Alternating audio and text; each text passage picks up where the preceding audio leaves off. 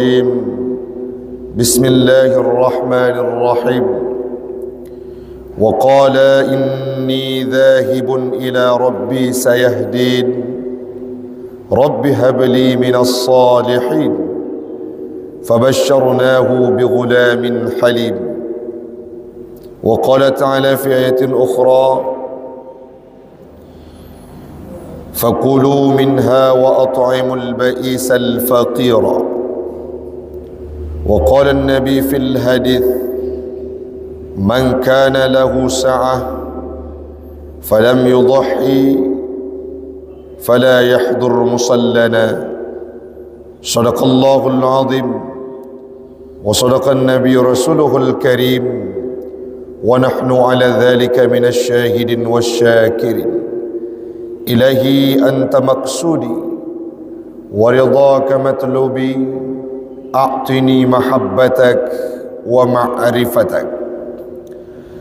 Jamaah sidang solat subuh, sedang i'tikaf di masjid yang mulia ini, marilah sama-sama kita memuja dan memuji Allah yang masih memberikan kita kesempatan untuk bisa bertatap wajah berjumpa pada pagi yang mulia ini, dengan tujuan dan maksud adalah untuk bermuraqabah, mendekatkan diri kepada Allah Subhanahu wa ta'ala. Salawat dan salam marilah sama-sama kita hantarkan keharibaan baginda Rasulullah sallallahu alaihi wasallam, seorang nabi yang menjadi teladan, panutan dan ikutan, di mana beliau merupakan pribadi yang sangat dermawan, melebihi daripada angin yang berhembus setiap harinya. Kalau dibandingkan dengan dermawannya Nabi, tidak akan ada apa-apanya. Bahkan Nabi Muhammad itu adalah orang yang kaya, memiliki harta berapa banyak harta ghanimah, harta hasil peperangan yang beliau dapatkan. Tetapi beliau tetap dikenal sebagai orang yang miskin. Kenapa? Karena tidak menyantap dan memakan, menikmati harta kekayaan itu sendiri, melainkan dibagikan kepada seluruh orang yang berada di sekeliling kehidupan beliau. Salawat dan salam kepada al dan sahabat beliau sekalian, para alim ulama mutaqaddimin dan mutaakhirin yang mu'tabar kedua-duanya, yang kita hormati bersama guru kita Imam Syekh Masjid Babul Huda yang kita cintai ini, pengurus masjid, BKM, jamaah sidang solat subuh sekeyakinan seakidah yang kami muliakan. Jamaah sekalian, pada pertemuan subuh ini, dalam kesempatan yang diberikan oleh panitia, kami ingin mengajak dan membuka pandangan terhadap sebuah momentum yang sangat mulia yang akan kita peringati 2 pekan ke depan, yakni ada sebuah hari raya Aidil Adha, di mana pada hakikatnya hari raya pertama, hari raya terbesar dalam kehidupan umat Islam, itulah hari raya Aidil Adha yang akan kita peringati beberapa waktu ke depan. Kenapa demikian Ustaz? Karena hadirnya hari raya Aidil Fitri pada tahun kedua setelah Hijriah, yakni berbarengan dengan perintah ibadah puasa Ramadan. Sedangkan hari raya Aidil Adha ini merupakan sebuah aktivitas ataupun sebuah kejadian yang diproklamatorkan oleh 2 orang nabi pilihan, yakni Nabi Allah Ibrahim dan Nabi Allah Ismail, yang kemudian diabadikan dalam sejarahnya dalam Al-Quran. Kita pahami bersama asal muasal hari raya Aidil Adha itu, takbir hari raya diucapkan bersumber daripada Nabi Allah Ismail dalam proses kurban yang dilakukan oleh Nabi Allah Ibrahim. Kalau kita mau melihat jamaah sekalian, ada pergeseran nilai yang terjadi di tengah masyarakat sekarang ini, baik itu karena mungkin ada kebijakan yang tidak sinkron dalam waktu kerja. Kalau kita melihat jiwa manusia, keadaan di tengah masyarakat, hari raya yang sangat besar adalah hari raya Aidil Fitri, hari raya yang sangat meriah dilaksanakan, diperingati oleh umat Islam dimanapun mereka berada, tidak terkecuali di Aceh, adalah hari raya Aidil Fitri. Namun yang sebenarnya dalam praktek kita, hari raya yang benar, hari raya yang besar, hari raya yang patut dibesarkan syiarnya adalah hari raya Aidil Adha, di mana secara syariat adanya waktu cuti sampai hari keempat yang diberikan dengan nama hari tasyrik. Kenapa cuman Ustaz di dalam kehidupan kita ini kadangkala hari raya Aidil Adha itu nampak tidak biasa-biasa saja? Karena kita hidup tidak di sebuah negara yang mempraktikkan syariat Islam secara kafah. Artinya Indonesia punya juga agama-agama yang lain yang mereka jadikan sebagai agama dalam negaranya. Maka sewajarnya bagi kita yang paham, semestinya menampakkan syiar Islam dalam hari raya Aidil Adha ini sebenar-benarnya, sebesar-besarnya, baik itu dengan proses kurban yang dilaksanakan dari hari raya pertama hingga hari raya keempat, usainya hari tasyrik. Begitu juga dengan takbir hari raya yang kita kumandangkan. Kapan kesunahan takbir hari raya itu berakhir? Pada solat asar hari keempat hari raya. Kita kumandangkan di setiap usai waktu solat untuk menampakkan syiar Islam yang telah diperintahkan oleh Allah Subhanahu wa ta'ala. Yang selanjutnya jamaah sekalian, kita paham betul dalam hari raya Aidil Adha itu ada sebuah ibadah yang sangat mulia dan lebih istimewa dibandingkan daripada ibadah yang lainnya, yakni menumpahkan darah binatang kurban, mengalirkan darah binatang kurban, binatang udhiyah yang kita sembelih pada hari raya Aidil Adha. Lantas apa yang ingin kita sampaikan? Bagaimana sih proses cerita dan ibrah dari kehidupan orang yang menjadi aktor ulung terhadap praktek udhiyah itu sendiri, yaitu ada di sana Nabi Allah Ibrahim dan Nabi Allah Ismail. Pada pagi yang mulia ini kita angkat sebuah ayat firman Allah dalam Al-Quran surah As-Saffat ayat 99. Waqala, dan berkatalah Nabi Allah Ibrahim, inni sesungguhnya aku dhahibun ila rabbi, akan pergi menghadap Tuhan saya din yang akan memberikan petunjuk dalam kehidupan kami. Kalimat tersebut diucapkan oleh Nabi Allah Ibrahim setelah beliau selamat dari kobaran api yang dicampakkan oleh Raja Namrud. Kenapa Ustaz Nabi Allah Ibrahim dicampakkan dalam api yang sangat besar? Sebagaimana yang ma'ruf yang kita tahu bersama, yang kami pelajari dari tafsir Al-Quran, dari tafsir yang dikarang oleh para mufassirin, Nabi Allah Ibrahim saat beliau sudah dewasa, satu waktu beliau ditinggalkan oleh raja berangkat pergi meninggalkan kota untuk bermain ataupun berburu. Tinggallah Nabi Allah Ibrahim. Saat itu Nabi Allah Ibrahim punya rencana. Kemudian Nabi Allah Ibrahim nyohan apa long tinggal gecok kapak yang sangat besar. Beliau masuk dalam ruang tempat ibadahnya raja. Di sana terdapat patung-patung yang sangat besar. Semua patung tersebut beliau hancurkan. Yang tersisa hanya satu. Watenyan gecok baci yang raya gelhat bak bahu patung yang sangat besar di antaranya. Sepulang raja dapat informasi bahwa ya raja, dari ajudannya, ya raja, ada sebuah kejadian yang sangat luar biasa. Apa itu? Semua Tuhan patung yang kita sembah sudah hancur safan safa. Siapa yang melakukannya? Setelah dilihat dan dianalisa, diobservasi, ada seorang manusia yang tidak berangkat bersama kita, yakni Ibrahim. Panggil Ibrahim. Saat dipanggil, ditanyakan, apakah engkau melakukan hal tersebut? Merusak, menghancurkan semua berhala ataupun patung yang kami sembah. Dijawab oleh Nabi Allah Ibrahim, tidak. Tanyakanlah kepada Tuhan yang tersisa, kepada patung yang tersisa yang kalian sembah. Mana bisa patung itu bersuara? tidak bisa dia bergerak. Kalau tidak bisa bersuara, tidak bisa bergerak, kenapa kalian menyembahnya? Marah raja, dan diketahui yang melakukan hal tersebut adalah Nabi Allah Ibrahim. Singkat cerita, potong kompas, diambil Nabi Allah Ibrahim, gecok Nabi Ibrahim li Raja Namrud dengan pasukannya, dicampakkan ke dalam api yang sangat besar.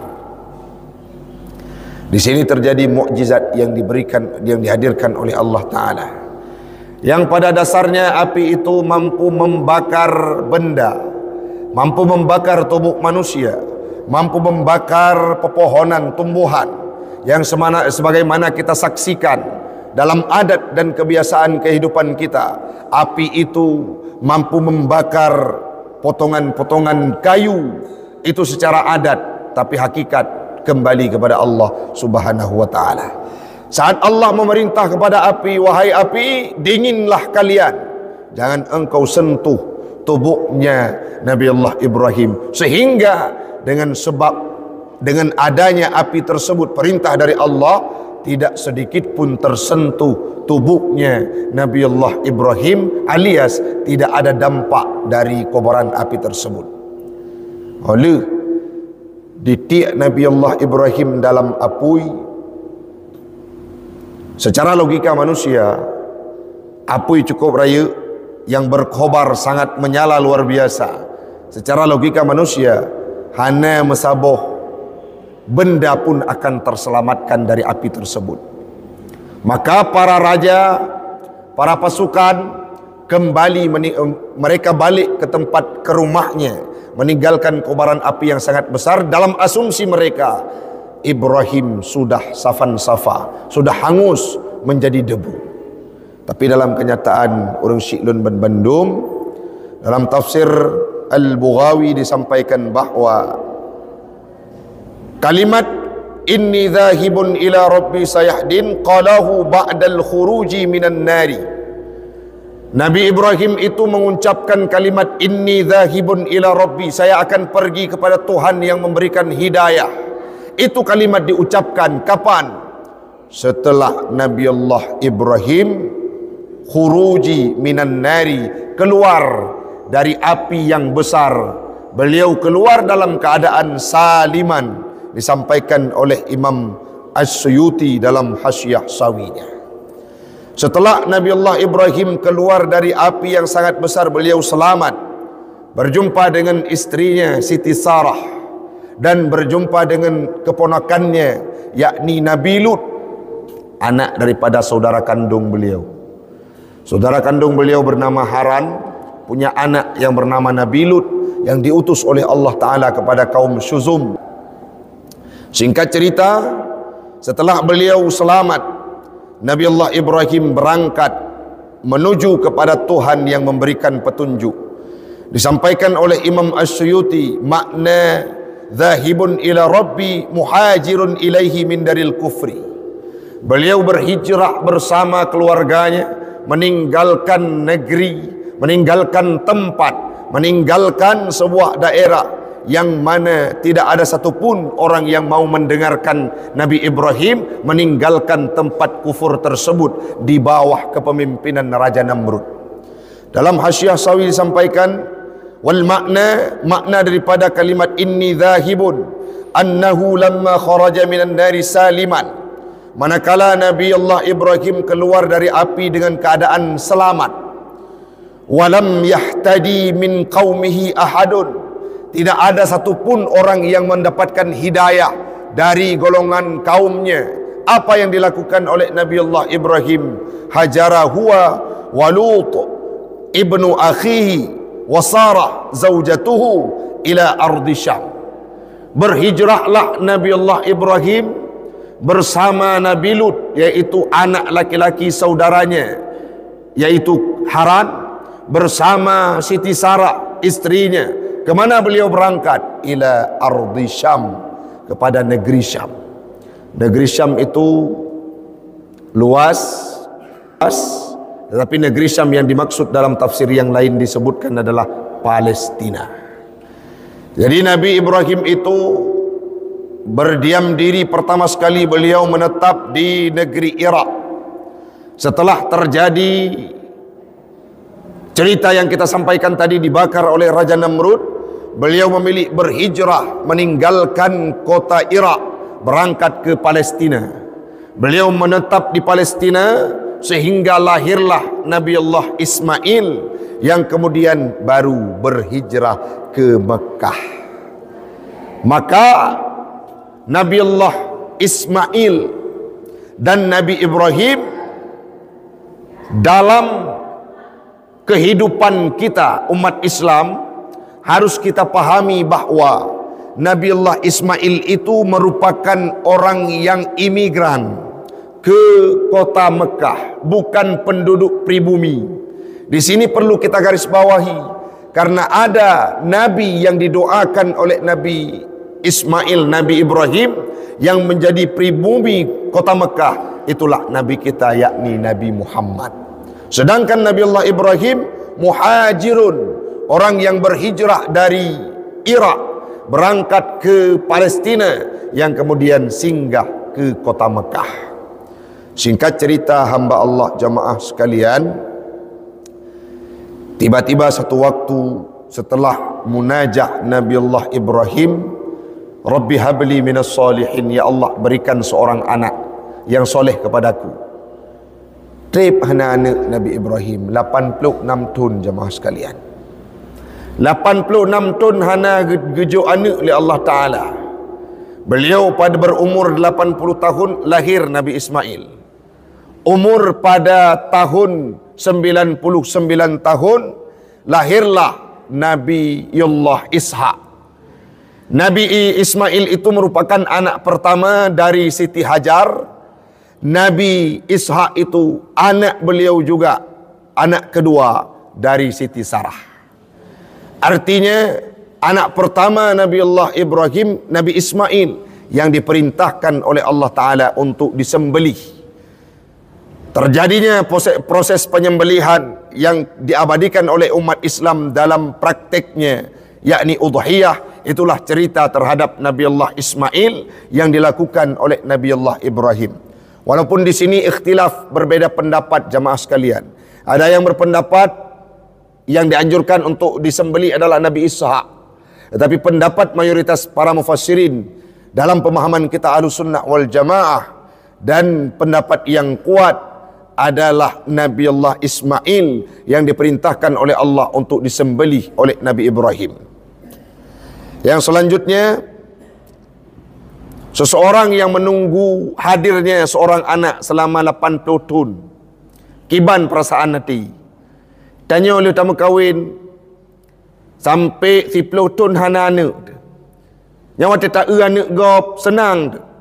Saat kita melihat anak orang lain bermain, ada jid long benar anak lagi nya. Itu 10 tahun. Nabi Ibrahim 86 tahun. Sehingga gelake Allah Ta'ala Nabi kedih anak kepada kamu, kepada lun yang soleh, sebagai pengganti daripada kaum-kaumku yang tidak mau menyembah Tuhan.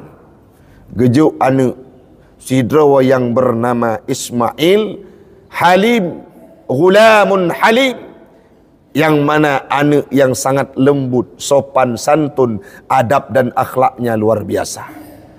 Mawatilahi anak agam, yang istilah kita nyokan agam mansabah, olehnya tari god akai terus hati itu, pasti orang akan senang terhadap keberadaan tersebut, tidak terkecuali Nabi Ibrahim. Ya. Cuman pakan ustaz ke perintah li Allah Ta'ala untuk yusi, disampaikan li Imam As-Suyuti dalam Hasyiah Sawi, geyusi anak Nabi Ibrahim, yakni Nabi Ismail, dengan tujuan untuk menguji titel yang sudah disematkan oleh Allah. Apa itu titel yang diberikan kepada Nabi Ibrahim? Khalilullah. Apa makna Khalilullah? Safaul mawaddah. Apa maknanya? Putih, bersih hatinya, baik akhlaknya, cinta kepada Allah Subhanahu wa Ta'ala, sekaligus menjadi kekasihnya Allah.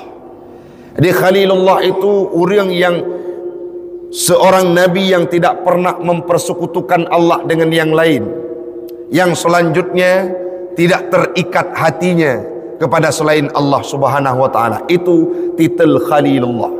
Sehingga satu waktu Allah uji Nabi Ibrahim dengan cara diperintahkan untuk menyembelih Nabi Ismail. Disampaikan oleh Imam Asyuyuti, hikmah dari penyembelihannya Nabiullah Ismail untuk menguji Nabi Ibrahim sebagai orang yang mendapatkan titel Khalilullah, yakni orang yang memiliki hati yang sangat luar biasa, putih bersih dan tenang, sekaligus tidak pernah mempersekutukan Allah dengan yang lain. Setelah Nabi Allah Ibrahim meminta kepada Allah, Allah mengabulkan permintaannya, yaitu anak. Saat itulah terikat hati Nabi Ibrahim, mengikat ngenana lumrah sifat manusiawinya. Jadi segala anak kadang-kala hana metingat watena Nabi Allah Ismail mulai ta'allakat syu'bah khallati, mengikat hati Nabi Allah Ibrahim kepada Ismail, artinya cintanya luar biasa. Di sinilah Allah nujuk cobaan kepada Nabi Allah Ibrahim. Guna kalan oleh Allah Ta'ala yang disampaikan oleh Imam Asyuyuti, guna kalan puatra kiban kualitas cintanya Nabi Allah Ibrahim kepada anaknya, ataukah lebih berat kepada Tuhannya? Akankah cinta Nabi Allah Ibrahim kepada Ismail itu melampaui batas ketimbang cintanya Nabi Allah Ibrahim kepada Tuhannya, sehingga diberikan sebuah ujian dengan cara gejuk cobaan le Allah Ta'ala, diperintahkan untuk menyembelih anaknya. Di sini kita perlu mengambil ibrah orang syi'lun bermandung. Nah, orang kadang-kala cobaan lain mampu beliau lewati, gejuk gasin lewat kadang-kala. Saat diberikan cobaan miskin, beliau tidak peduli, solat tetap jamaah di masjid. Malah makin miskin, makin banyak beliau bersedekah. Makin miskin, makin banyak beliau berbuat baik, karena rasa hatinya melihat orang lain yang meminta-minta, iba beliau. Lewat cobaan dengan miskin. Ada orang yang kadangkala tidak lewat saat diuji kaya. Contoh Ustaz, Sa'labah, Karun masa Nabi Allah Musa hana harta, diajarkan oleh Nabi Musa untuk bisa membuat emas, sehingga singkat cerita sombong, congkak dan angkuh ditenggelamkan. Saat harta kaitamang lam ati Karun nekun le Imam Al-Ausi dalam mukaddimah kitabnya, saat harta kaitamang dalam hati Karun fa'adlama, maka hitamlah hati, tidak nampak lagi kasih sayang terhadap agama dan syariat Nabi Musa, sehingga ditenggelamkan oleh Allah dalam tanah bersama hartanya. Bagaimana yang terjadi terhadap Sa'labah, seorang sahabat Nabi, hadir ke masjid Pak. Beliau cuma punya kain sarung satu, tapi selalu hadir ke masjid untuk solat berjamaah bersama Nabi. Belum siap Nabi, belum selesai sempurna Nabi duduk dari salamnya, langsung Sa'labah berangkat pergi meninggalkan jamaah. Satu waktu ditanyakan oleh Nabi kepada orang lain, kenapa Sa'labah belum sempat duduk bersama kita untuk berzikir, berbicara? Setelah solat beliau langsung pulang. Dilihat, ditelaah oleh para sahabat Nabi, Sa'labah menceritakan kepada sahabat Nabi, wahai sahabat Rasulullah, aku bukan berarti tidak pedih hatiku saat meninggalkan jamaah Rasul setelah solat, namun kenapa engkau beranjak pergi meninggalkannya? Dijawab oleh Sa'labah, kalau aku tidak pulang, istriku tidak bisa solat karena tidak ada kain untuk dia gunakan. Kenapa? Hanya satu kain yang kami miliki, kami tidak punya harta, kami miskin. Jadi bagaimana Sa'labah? Sampaikan kepada tuanmu, kepada Rasul Muhammad, didoakan kami semoga punya harta untuk enak kami beribadah. Sa'labah diuji dengan kemiskinan, beliau hadir ke masjid setiap waktu. Tiba-tiba Rasul berdoa, ya Allah berikan kemudahan kepada Sa'labah. diantarkan seekor kambing gejuk, tina anak kambing kalau istilah kita, kepada Sa'labah oleh Rasulullah. Saat itu dengan penuh kegigihan Sa'labah merawatnya dari satu bertambah hingga puluhan ekor, ratusan ekor. Watenyan yo pun pak, wate galom na harta jamaah tabi. Wate kana harta ka masbuk. Ka ba urutan kepeut ba sah peut gede. Imum ka mulai rukuk ke yang baru teruk. Metama harta olehnya nyan katruk ba rakaat kecut. Metama harta lom uronyona jamaah masjid tinggal tan. Metama harta lom le kameng Sa'labah hanali hadir masjid. Watanya diutus sahabat Nabi ceritanya pakai Sa'labah hanali hadir. Hadir sahabat ditanyakan, "Umar, sibuk tat lun jaga harta kameng yang dititip li Rasul jamu nyokala tat. Hantu meli hadir masjid." Dulu tidak punya harta, saf pertama di belakang imam. Watai kana harta, masjid gada dalam peredaran pikiran dia. Ini orang yang tidak lewat dengan cobaan harta, dengan cobaan kekayaan, sehingga Sa'labah didoakan oleh Nabi kembali miskin. Artinya mandum harta gada, nak kameng ipok li motor, ipok li Honda, mati red langkrung, mandum gasin. Jid kembali pada titik nol semula. Ada orang-orang yang kadang-kala wa ta'allaqat qalbuhu bil mal, mengikat hati dengan harta, mengikat hati dengan anak, sehingga jauh daripada Tuhan, jauh daripada Allah. Apakah itu terjadi dalam kehidupan Nabi Allah Ibrahim? Jawabannya tidak, jamaah sekalian. Anak yang ditunggu selama 86 tahun lahir menjadi seorang nabi dan sangat luar biasa akhlaknya, tetapi beliau sanggup untuk melakukan perintah Allah, yakni menyembelihnya. Maka saat itu Allah berkata kepada para malaikat, "Lihatlah seorang hambaku, yakni Nabi Allah Ibrahim, khalifatul fil ard, khalifah di dalam bumi, yang mampu menggantungkan hatinya sepenuhnya kepadaku walaupun harus mengorbankan anaknya." Jadi sampaikan li Imam Jalaluddin As-Suyuti, artinya tidak akan mampu wa quddima, tidak akan terdahulu cintanya Nabi Allah Ibrahim kepada Tuhannya ala mahabbati waladihi, ketimbang cinta kepada anaknya. Jadi Nabi Ibrahim hana ke permen lain, atai perintah Allah Ta'ala apapun akan beliau jalankan. Hari ini Ahad, ada 2 pekan ke depan kurang lebih. Kalau kita belum terpanggil hati untuk menyembelih kurban di hari raya Aidil Adha ini, sedangkan kita punya harta, berarti belum mampu mengikuti jejak kehidupannya Nabi Allah Ibrahim. Dan ini perlu kita praktekkan jamaah sekalian, karena Nabi pernah menyampaikan yang saya sampaikan pada waktu khutbah beberapa Jumat yang lalu. Nabi mengecam orang-orang yang punya harta tidak mau mengeluarkan hartanya untuk menyembelih hewan ternak, hewan kurban. Man lahu sa'ah, orang-orang yang punya harta, falam yudhi, tidak mau berudhiyah pada hari raya Aidil Adha, fala yahdur musallana, jangan hadir mereka untuk solat berjamaah bersama kami. Artinya secara tidak langsung, kalau kita buat indikator, menyatakan ukur dapat komparasi perbandingan, urutnya walidi gebedah walidi gekun Ustaz Taufik drone orang yang create hanya tim si kurban baik ne jakli masjid Babul Huda Panggui. Kira-kira sedih puhan jemaah, pasti kita sedih.